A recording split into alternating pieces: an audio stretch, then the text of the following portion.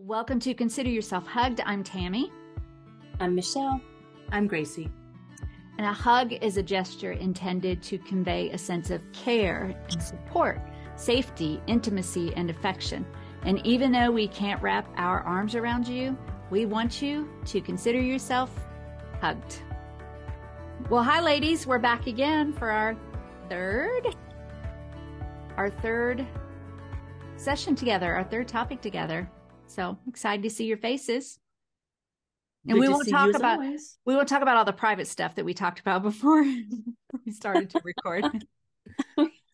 I mean, we always can throw You're stuff welcome. in. You never know what's gonna come up. And so this is our fourth show together, though, right? We did one on like mental health in the church. Oh, wait, then if we're counting those, it's our fifth because we did a part one and a part two. Okay. Right. You're right. This is our fifth time together. Yeah, we aren't good with numbers. This is like holds true from before too. Like we don't know. That's exactly. We're just relishing the experience. That's right. And I love that, I don't think we said it this way last time, but we're going to sort of like take leads for the different months, although we think we are. That might change. But for this particular Mental Health Awareness Month, it is Michelle's topic and content. So we don't really know what she's going to throw at us. So this will be the last one for Mental Health Awareness Month.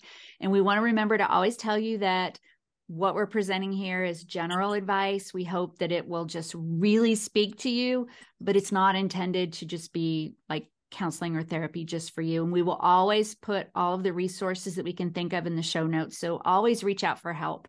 If something here touches you, then start with our show notes or somebody you trust. So want to always say that.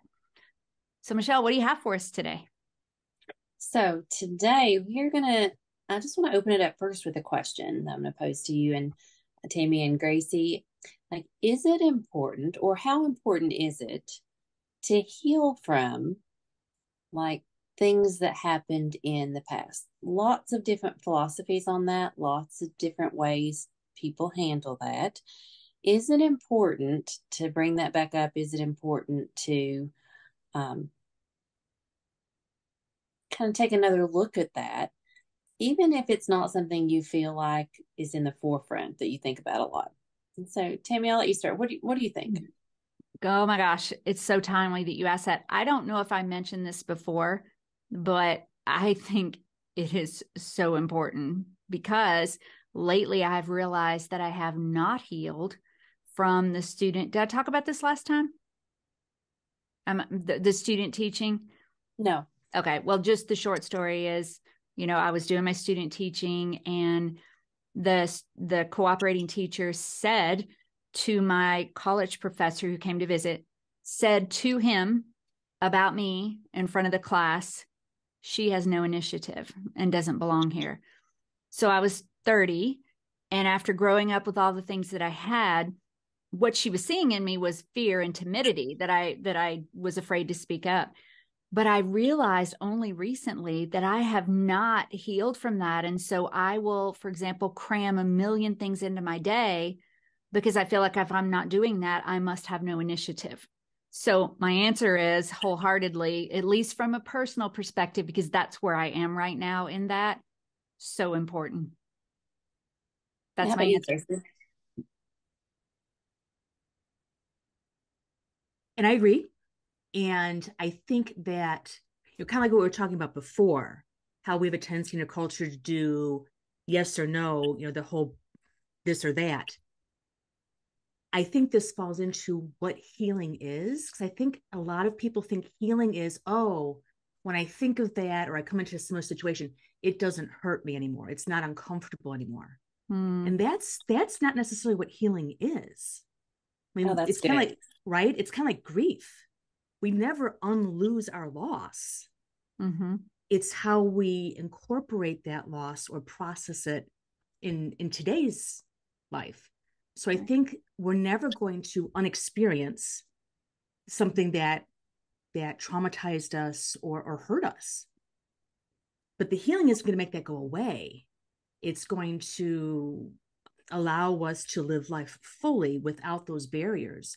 And so I think one of the things for me, and I love cheesy motivational posters, right? And all of those things about how You it's do. not a, oh my gosh, yeah. It's not a obstacle, it's an opportunity, all that type of stuff. And I think right. And I think part of healing is to be able to take it and use it versus it preventing us from doing things. So I know for a lot of my stuff, trauma, everything else, I have become much more compassionate and much more empathetic. But I had to heal so I could be compassionate for other people versus putting my trauma on them. Because there's a difference between being compassionate and saying, "Oh, let me protect you from everything because I don't want you to be hurt." No, that's my trauma, right? And so yes, absolutely, healing's absolutely necessary, and it's not going to make bad things good. We're still going to be Well, uncomfortable with life. darn. Sometimes. I know, right? This is the worst podcast ever. But then those obstacles become opportunities. Obstacles become. But I think that's what healing is. No. It's being able to use it, and be more fully feeling safe to be vulnerable and all those things that make a really, really healthy human being. Yeah. Yeah. I had no idea you love the cheesy motivational things. So now that I know, you're going to be getting them. Well, I love them too. So you can see you love them too? Okay. Yeah. In our little text group. I didn't know that about you either. Okay. So Okay, the Michelle. next thing I'm going to ask you guys to do, and I'm going to ask everybody listening as well. I want, we've all heard probably at this point about ACEs, like adverse childhood experiences. You guys heard about that, I'm sure. Mm-hmm. And I know there's a lot of teachers, educators, a lot of social service individuals who listen as well. And so more than likely you've heard of ACEs as well, but just to give a very brief history. So the ACEs study, it was in the mid 1990s is when the study originated, and it kind of came about by accident. But what the study did, it was a very large study with over 17,000 people, and the outcome of that was it proved really that early childhood experiences, that adverse childhood experiences can impact lots of different areas of health later on in life, and not just areas of mental health, although it does impact that, but it also affects things like cardiovascular disease, COPD, risk for diabetes, lots of different things that it impacts. And the study really, I just recently heard one of the presenters of the study talk about it. And he said, like, the first person that they did, because what they were actually studying was weight loss. And there was a person, and he called this person patient zero. I don't really like the term patient zero. It makes me think of a sci-fi movie. But yeah, it does. He said that they took this person from 400 pounds to 132 pounds. And then in 51 weeks. So that's pretty incredible. 400 pounds to 132 pounds in 51 weeks. Year. Yes. And so the person stayed at 132 pounds for a few weeks and then gained 37 pounds in 3 weeks, which he didn't really even think was physiologically possible. And when they started asking how, like, the woman said, "I think I am sleep eating." Like, she would go to bed and the kitchen would be clean. She would get up and it would be a mess, and there'd be all kinds of cans and things open. And so she gained that weight.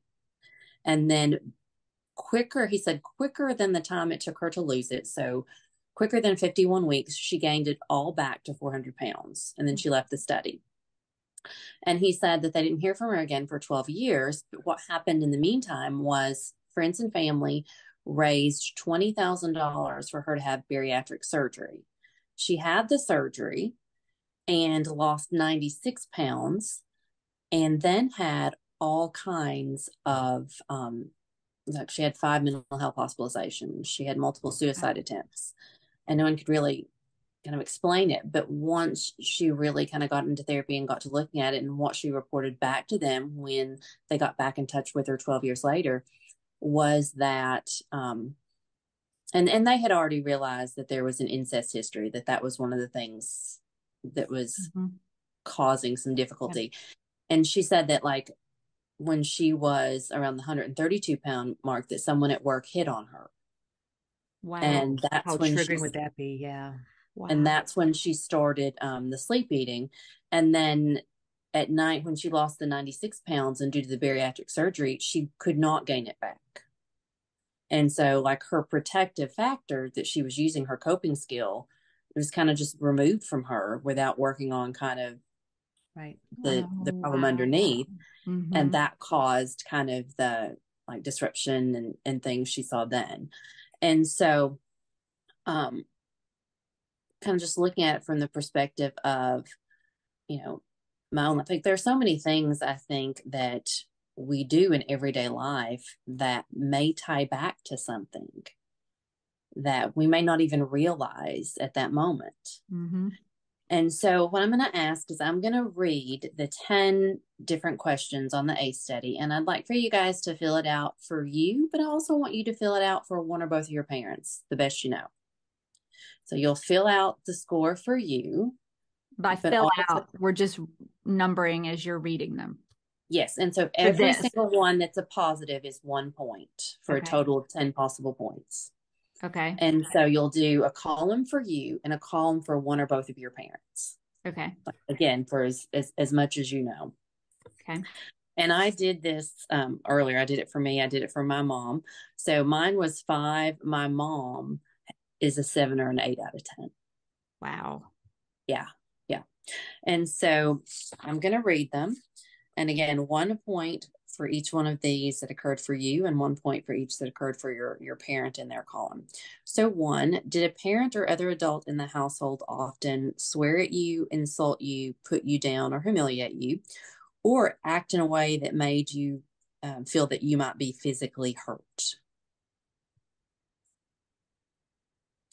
2, did a parent or other adult in the household often push, grab, slap, or throw something at you, or ever hit you so hard that you had marks or were injured? And this includes, I'm going to say about number 2, this includes, like if, you know, I grew up, that was kind of old school discipline, but that counts. Banking with the belt. Uh-huh. Yeah. It counts. 3, did an adult or person at least 5 years or older than you ever touch you inappropriately or have any type of sexual relationship with you? That's another point.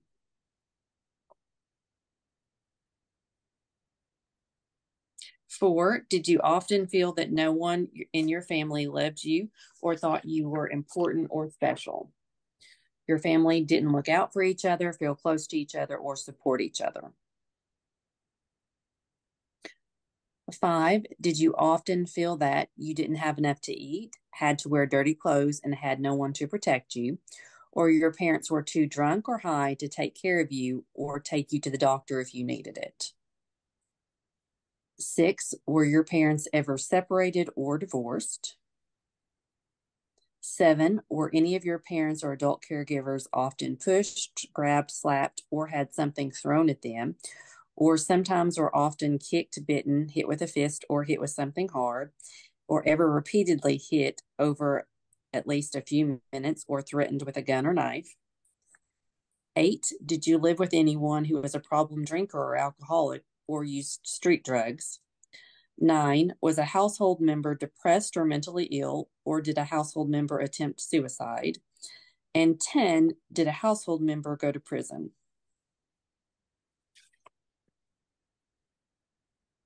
Okay, so those are the 10 like standard ACE questionnaire questions. And again, that was from the mid 1990s. So, I mean, I think we all know and realize that there's a whole lot more things that probably cause trauma and stress. I mean, there's a whole new slew of things these days that can happen when we're children that causes difficulty. But like when looking at your ACE score, when looking at your parents' ACE score, did it surprise you? Your face is going like halfway off the screen sometimes when you. Oh, I'm sorry. Just want to see your beautiful face while you're talking. Sorry. Okay. Yeah. Go ahead. Did anything did your ACE score or did your parents' ACE score surprise you? Have either one of you ever done this before, the ACEs? I have. It's been a while. Yeah. What surprised me is that I couldn't answer any of them for my mother. It surprised me at first, then I realized in my family growing up, we didn't talk about any of this stuff. ever at all. But yeah, I couldn't even guess for my mom. Yeah. And I couldn't even answer for my dad. Mm-hmm. For most of them, I could answer for my mom, but not for my dad. I was like, I have no idea. We never talked about how he grew up ever. Nothing about his childhood.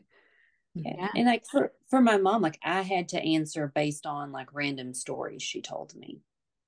Right. Random stories that when you think about the fact that they gave her an A score of 7 or 8 aren't really just like random stories, right? I mean, there's a lot going on there. Yeah. Right. Mm-hmm. And so in looking at this, there's like the cutoff, I think that what they said for an A score of 4 or higher puts you at risk for a lot of the other things. And I'm going to read a couple of the things that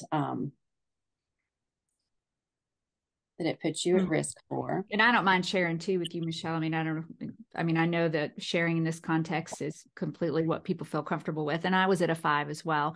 And it was interesting what struck me, the biggest one for me was having the mother who had severe mental illness, for my entire life. But, some of them you have to listen to the whole thing and you're like, do any of those? But on that one, it was like immediately, oh, yeah. Yeah. Yeah. So you're at a 5. I'm at a 5. I'm at a 4. At a 4. Yeah. So we're all over 4. Yeah. Yay. Well, there's a reason that we do what we do. Absolutely. Right. That is absolutely the truth. And so in reading these statistics, and they will be posted, and along with some other sources of information about ACEs. You're not familiar with the questions will be posted as well, right, Michelle? Yes, absolutely. Okay. The questionnaire will be posted. It's a free use document. But again, kind of in the talk from one of the original researchers who did the ACEs study, there's a 10-fold increase in addiction if you have 4 or more ACEs. So individuals who, like as a child, had 4 or more ACEs had a 10-fold increase in chance of addiction. If one of your ACEs was parental substance use, you had an 81% chance of having another ACE, and you had a 58% chance that you had 4 or more.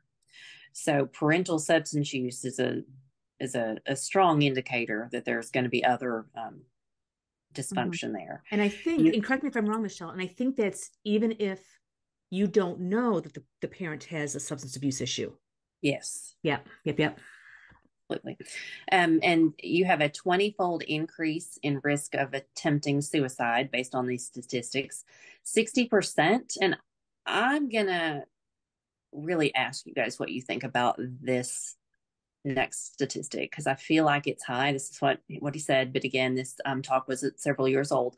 But 60% of women with 4 or more ACEs suffer from lifelong depression. Seems about right to me. I don't know. I mean, I haven't read any of those statistics. Like my monster is anxiety more than it is depression, but, so I don't know. I haven't read about that. How do I feel about it? I don't really know. Well, I just think anecdotally, all my folks that I've done trauma work with, I can't think of a single one that didn't have a coexisting depression diagnosis. Okay.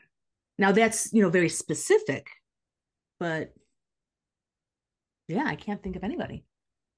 And there's so much to it, isn't there? I mean, I think about my mother who was raised by 2 parents. She was only child and they doted over her and loved her and took care of her, and moved from Ohio to Tennessee when my mom and dad moved here, and just loved us and all that. As far as I know, she would have answered no to all of these. And yet, right, there we were. Genetics. I don't know. I mean, I don't know all of the experiences that she had outside of what I knew. Well, yeah. I think that's the hard part, because I know when I did mine for my mom earlier, again, you don't know for sure. So I'm thinking 7, 8. And one of the ones that I didn't like, the sexual abuse question, But then I also realized that is definitely not something she would have talked about. No. Right. If that ever happened to her, it absolutely wouldn't have been something she talked about. Hopefully it didn't. She never mentioned or said anything about that, but it would not have been discussed. That's interesting, right? Yeah. Yeah. And I mean, who knows with my mom, I don't know, for sure. She did talk about everything. She was an open book, but there may have been some things that I wouldn't have known. And one of the things that the speaker said, these researchers that did it was how shocked they were how prevalent like sexual abuse is. Like they would have never guessed like that it was as prevalent in the United States as it was.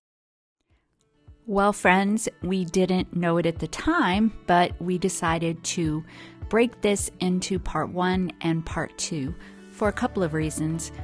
We didn't want to put too much heaviness on you at once, and we want to be respectful of your time. So thank you for joining today. It's just me closing us out because, again, this was sort of a last-minute decision. And also, we apologize for no episode last week. Let's just say lots of things came to pass that prevented that from happening. So thank you for your grace. Thank you for joining. Thank you for inviting your friends. As always, we invite you to subscribe, download. If you're a woman and you are not yet on our private Facebook page, you can get there, a place for women. And so the link is in the show notes. We will always have the links to the mental health resources and things that we talk about in the show. So be sure to check those out. We will have part 2 next week where we finish talking about this survey and just lots of things about healing. So until we're together next time, it's just me, but think of it from all of us. Consider yourself hugged.